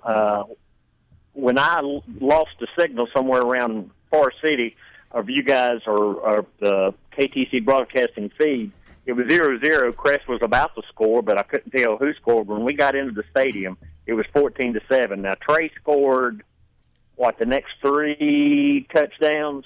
So he might have got one of the first ones. So he probably scored 4 times.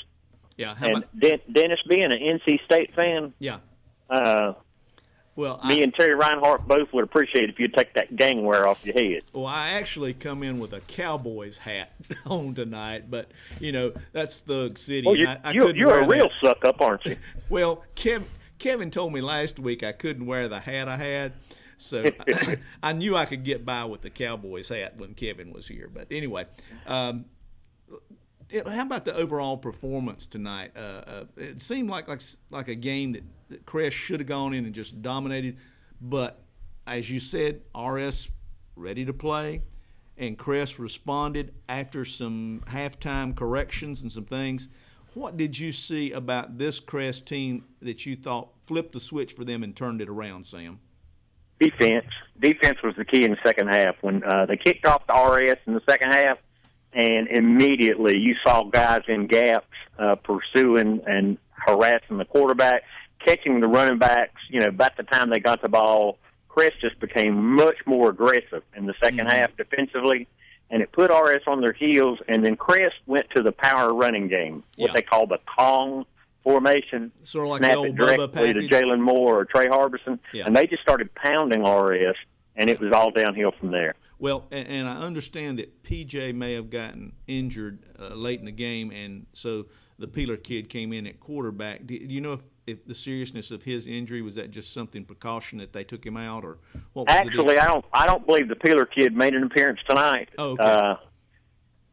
PJ went on the first drive, I believe it was, stopped RS. They punted to Crest. PJ fumbled the ball on the punt and took quite a shot trying to get to the ball. Well, they stopped play for a few minutes, pulled him off the field. So we played defense for about the next 3 or 4 minutes, stopped RS, kept them out of the end zone. And when we came back onto the field, when Crest came back on the field, rather, PJ was back out there. So he took a shot at rung his bell, but nothing serious. So he was fine. All right. Well, we were talking about the fact that we hope some of these younger players on a game, where you're maybe not in jeopardy as much, would get some playing time to prepare for later in the season, possibly if an injury occurred, or prepare them for next year. And so that's why we were hoping to see some of the. Well, Dennis, you have to understand the 8-quarter rule. The state has this new rule that started a few years ago, which was a wonderful rule, but you only get 8 quarters. A JV player, if they play on a Thursday night, they are only allowed 8 different quarters throughout the year. If they do not dress on Thursday night, then they can play 4 quarters on Friday, no problem. But Cameron Peeler is the quarterback you're speaking of. Yeah, for the JVs. On JVs, he played 4 quarters, I would assume, last night on the JV in the JV game. So had he stepped on the field tonight, he would have used one of his 8 quarters. Okay. So the coaches have to really be careful about who they use when, even though you want them to get some backups. Sometimes the backups are the ones that will hit the field, the sophomores and the juniors, more often than not. And you'll only see these freshmen that are what we call 12-quarter players, 8-quarter players rather. You'll only see them hit the field in select areas. And that as the coaches try to balance those quarters and make sure that they've got those kids available down the line if they need them. And rather than make him exclusive varsity, you're wise to make him play JVs where he gets the experience because of that limitation. But then, later on after the playoff starts, you can bring those kids up to us and play them full time on varsity. Yeah. Play them all you want. But all of these kids are going to get some quarters. I think they're going to have up to 12 total kids pulled up from JV that are both, or what's called 8-quarter, can play both. And they'll all get some quarters as of this coming into this week. I think a couple of the linemen have had to fill in. They've got like 4 or 5 quarters they've had to burn. But skill players, honestly, I think the Peeler kids only burnt 1 or 2 quarters leading up to tonight. So Coach Barnes is being very careful with that, not wanting to lose a kid off a JV and then have him stand on the sideline. Sam, I hate to stop you here, but Steve's giving me that dirty look and breaking the sign in there. So we'll be right back after this break from our sponsors. Your sports leader is Big O Country, 1390 AM WOHS in Shelby, 1590 AM WCSL, Cherryville, Gastonia, 1050 AM WLON Lincolnton, and online at ktcbroadcasting.com. Chrysler, Jeep, Dodge, Ram, Nissan. Those are the powerhouse of vehicles you'll find at Marburger in Shelby. Plus quality pre-owned cars, trucks, vans, and SUVs. And of course, a service department that is second to no one. So when you're in need of another vehicle, see the friendly staff at Marburger. Marburger, Chrysler, Jeep, Dodge, Ram, Nissan. 1310 East Dixon Boulevard in Shelby. Proud supporters of our local school athletic teams. Jam & Jay's Pizza Factory is Shelby's favorite locally owned family pizza restaurant. Come by and see why. Jam & Jay's features a pizza buffet and salad bar. Jam & Jay's has a fantastic game room. Call for information on birthday parties at 704-600-6182. And now Jam & Jay's has gluten-free pizza. Also on the menu is vegan cheese pizza. Jam & Jay's Pizza Factory, 1011 Grove Street, just off Highway 74 bypass east, behind the Golden Corral in Shelby. The leaves are falling, so it's a good time to see the good selection of Echo blowers at Shelby Hardware. The Echo PB500 backpack blower is on sale for just $299.99 after a $30 in-store rebate. And the Echo PB755S backpack blower is just $399.99 after a $40 in-store rebate. Your Echo dealer for Shelby and Cleveland County is Shelby Hardware, 506 South Lafayette Street in Shelby. Now you can shop Standridge Auto Parts on eBay. And be sure to like us on Facebook too. You can shop the big inventory online on Facebook and eBay. And yes, you can pull it or get full service at Standridge Auto Parts in Shelby and Rock Hill. And they buy scrap metal and offer recycling services. Standridge Auto Parts, 234 Porter Road in Rock Hill, 1521 Sulphur Springs Road in Shelby. Both open Monday through Saturday. Visit the website at StandridgeAutoParts.com. Standridge Auto Parts. New owner, new attitude. That's Forest City Honda, voted the best new car dealer in Rutherford County for the second straight year. And Forest City Honda's Greg Huntley has been named the best car salesperson for the second straight year. Plus, the Honda Dealers of the Carolinas has named the Forest City Honda Service Department the best in the Carolinas by a vote of its customers. Forest City Honda, ready to serve you with the best cars, best service, and the best salespeople. Forest City Honda. Since Daniel 1983, Road, Forest Bill City. Shuford Heating and Air has been providing dependable service and quality products to the Cleveland County and surrounding area. And the tradition continues today with quality American Standard heating and air conditioning systems. Plus, if you need a repair, Bill Shuford Heating and Air services all brands, including Train. Just call 704-484-0025 for Bill Shuford Heating and Air, 213 Campbell Street in Shelby, your American Standard heating and air conditioning dealer. It's where your comfort is our concern. From around the area. Parkwood defeated Cherryville tonight 53-3. It was Walkertown over Community School of Davison 21-15. Thomas Jefferson defeated Rabun Gap 35-13. South Lake Christian defeated Highland Tech 57-0. East Lincoln defeated Bandy's tonight 55-26. East Lincoln has won 8 of their last 9 in that series. Maiden defeated Bunker Hill 38-17. Maiden has won the last 24 in this series. Lincoln defeated West Lincoln 21-13. Lincoln leads the all-time series 34-6. Newton Conover defeated West Caldwell 47-7. It was Burns over East Burke 55-7. Crest defeated RS Central 33-17. Coach Barnes, number 300 in his career. Shelby defeated Kings Mountain 49-0. It was Chase over Drone 13-7. South Point over East Gaston 56-7. North Gaston over Hunter Huss 28-20. Forest View over Lake Norman Charter 63-7. Ashbrook 33, Culberson 0. Freedom 65, Fred T. Ford 14.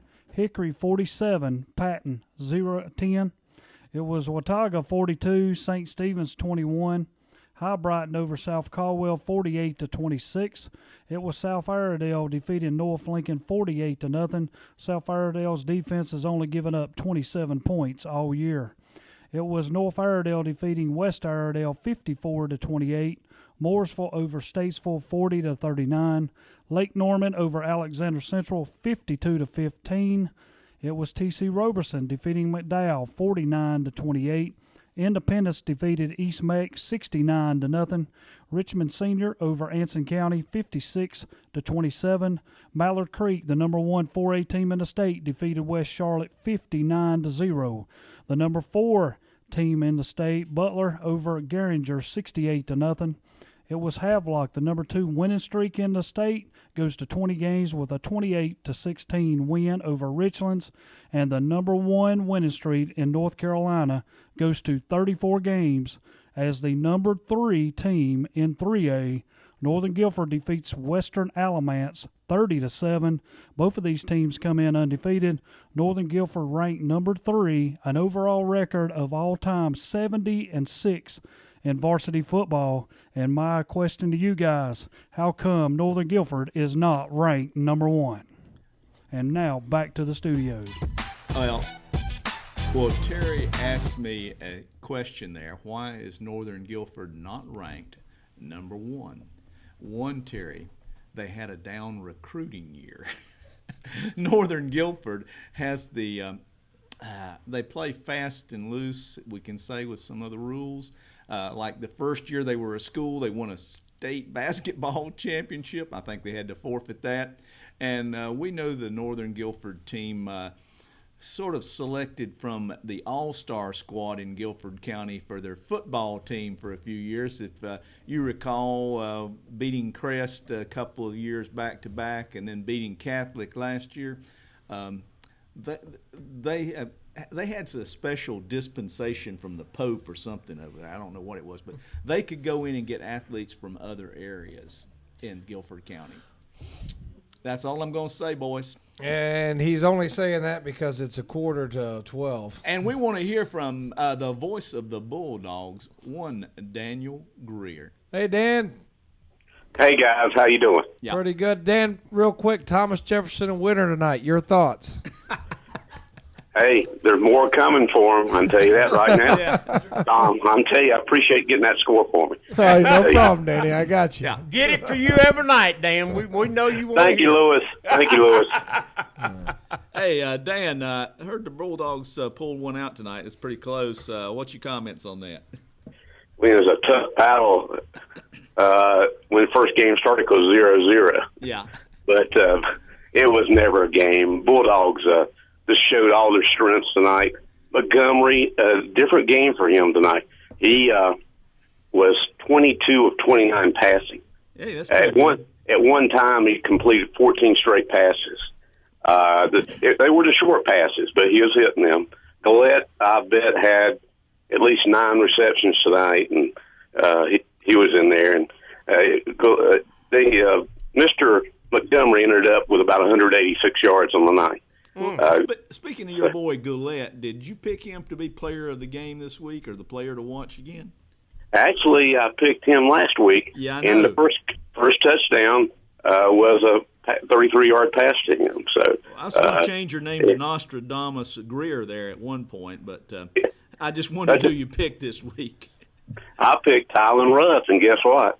Uh-oh. Mr. Ruff ended up with 165 yards passing, 4 rushing touchdowns, and 1 pass completion for a touchdown. Remind me to call you for the pregame show, Dan. We need to get some of this on the record next week. I'm challenging Andre Bush. Oh, wait a and minute. What's Up Shopper, some of his picks, and he's hitting about 750 on the chart. His predictions on the week, but I want to challenge him. Well, you need to challenge Clark Leonard, because he picked Kings Mountain at 31-28 over Shelby tonight. And I saw that, and I think when he picked that, he was still coming off that high over the Taylor Swift concert he went to. Is either Taylor or Justin Bieber? I'm not sure. No, he went to Taylor. Oh, he did. And Clark, I tell you what, Clark does a good job for Allen and people at Star, and everyone, he's behind. He's got to pick some upsets. That's and after Wade Kings Mountain played Burns last week, he thought this would be a good game. Could go either way. Yeah. Well, it went the other way. And it just wasn't a good game for the Mountaineers. But the Bulldogs tonight, defense again, great game. Coach Beam had them ready, and they were not going to let him down tonight, and they did not. Now, I heard Coach Beam talking about that facility up there. Yeah. That is a tremendous facility up there. Well, that's what he was saying. He said 15,000, and I just wonder how high school can afford that kind of stadium. Well, if you look at it, me and Calvin talked about it, I was looking at 10 to 12, so you know how coach is. They overestimate sometimes. Oh, okay. And, well, Dan, I saw some good news in the Shelby Star today that the Cleveland County Board of Education has gotten their construction budget, and mentioned in there was a couple of things, this, that, and the other, auditoriums at Crest and Burns, but improvements to the press boxes at Burns and Crest and Kings Mountain. It's about time, Dan. That's all I'm going to say. It's about time. Nothing. Hey, forget the improvements. They need new press boxes. Sorry. That should be the I'm coach's sorry. box. No improvement. Whoever designed, I want to put this on record right now. I said this. Whoever designed those press boxes, well, they weren't in the beta club. Let's put it that way. It's probably a soccer coach. That's all I'm going to say. No, Tom, I wouldn't blame that on you, sir. I appreciate that, Dan. Just thinking, Dennis has been on me all night. Get him, Dan. Make sure he gets off my case. We'll give Dennis a yellow card. I would have called earlier, but I was watching Doug Mays back in the anchor chair tonight in Channel 3, so that's why I've been watching. This is Doug Mays with the ESO report. Yes. And I actually remember when he was doing that. He's still sharp as a tack, isn't he, Dan? You wouldn't believe that he's going on 92 years old. He is 92. The way he did things. Hey, listen, if Doug Mays can do it, Dan, you and I can do it. That's right. Don't put me in y'all's category. You and Steve Roberts and Andy Foster, I'm at least 3 years behind y'all folks. 3 years, so we'll be 92 and you'll only be 89. Whoop-de-doo. Come on, Dan. Steve's cracking up in here on you, by the way. Tell Mr. tell Mr. Roberts it's another no-nonsense day. Absolutely. Exactly what I was going to tell you. A no-nonsense Friday. Now, wait a minute. No nonsense. Dan, wait a minute. Hold on. General silliness. We got this thing from KTC Broadcasting scheduled for Week 6, and down at the bottom, the Marburger Autos post-game show with Dennis Davis, Louis Carpenter, Tom Sinafani, and Terry Reinhardt. Scores, recaps, interviews, phone calls, and general silliness. Are you the one responsible for that? Hey, I didn't have to be responsible. Just look who y'all three in there. Y'all 4 or 5, whatever. Point well taken, Dan. You got a Dallas Cowboy and St. Louis Cardinal fan in there directing the thing. What do you expect? Well, there you go. Speaking for half of see no evil and hear no evil, I will speak no evil. Hey, guys, good job. Thank you, Dan. Talk to you Appreciate next the call. week, guys. All right. Thanks, Dan. Okay, bye-bye. Well, about that time, ain't it? It's getting close, Louis. I think that Dennis, you said you wanted to go to that Sweet 16. Oh yeah, let me hit that right quick because we've got some local teams, Louis, are in the Sweet 16. I want to give them recognition. Tied at number 16, we actually have the Sweet 17. Sweet 17 this week. Concord, the Spiders, are in there tied for 16 along with North Rowan. At 15, Louis, you got your East Lincoln Mustangs in there, and they were 3-1 before tonight. 14 was Central Cabarrus. Tied for 12, you had South Iredell and Charlotte Catholic. Who knew? Who knew that? At number 11, Tom, your alma mater, Crest.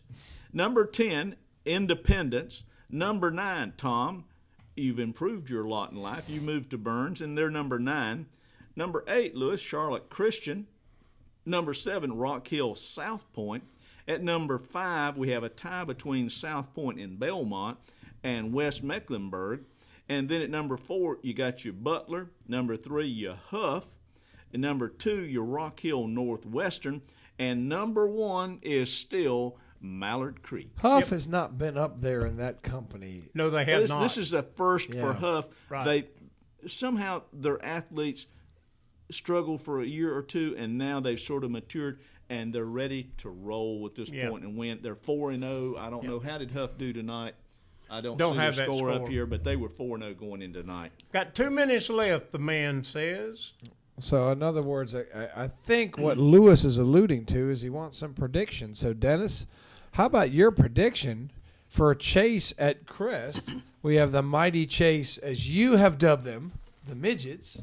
I didn't call them midgets. He called them the tallest midgets. They are the tallest midgets. No, East Rutherford is actually the tallest midget. So, give me a score. I want to hear a bold prediction. You want scores? I want a bold prediction. Well, being a Crest loyal person, I'm going to go with the Chargers at home at the ranch. And I'm going to say that based on some thoughts and what's going on right now, I would say that it would, and Crest doesn't run up the score on anybody, so I'm looking at 34-12 Chargers. I got one for you, East Lincoln and Lincolnton. Coach Cloninger, nice guy, appreciate him calling in.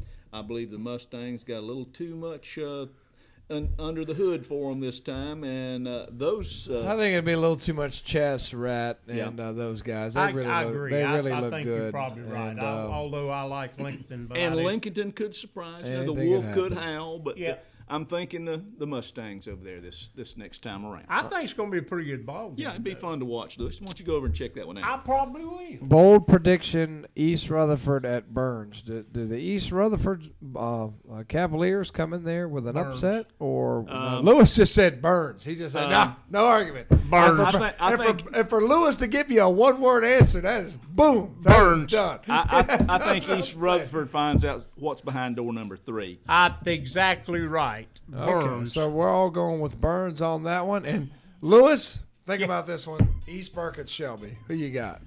Oh, I got Shelby. Dennis.